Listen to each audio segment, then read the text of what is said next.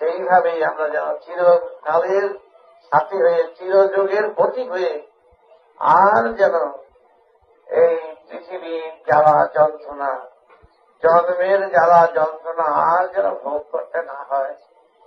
আমরা মুক্ত আকাশে মুক্ত পাখির মতন যেন সর্বত্র বিরাজ করতে পারি, নিজের ইচ্ছা দিলে, নিজের স্বেচ্ছা।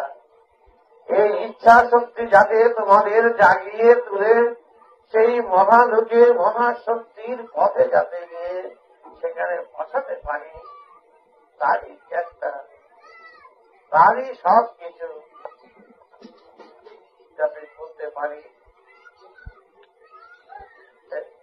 সেটা তোমাদের দেখতে হবে।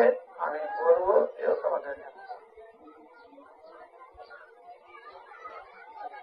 তোমরা যখন চাচ্ছ আবার বাপ বেটার একাত্র হয়ে, আবার সবাই একাত্র হয়ে আমরা পরমা আনন্দে সমস্ত রোগ শোক ব্যথা বেদনা ঘটছে, আমরা সেই মহা আনন্দের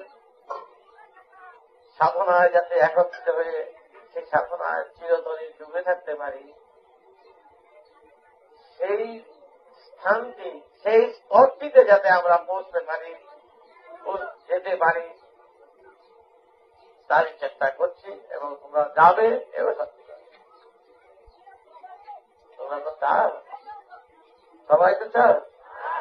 আচ্ছা, আমরা আবার সেখানে গিয়ে আমরা নতুন সমাজ সংসার করে ফেলবো। হ্যাঁ, শুনতে একটু গল্প গল্প লাগছে না?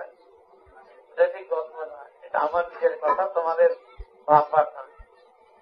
আমি যে পথের পথিক, সেই পথিকের কথা বলছি।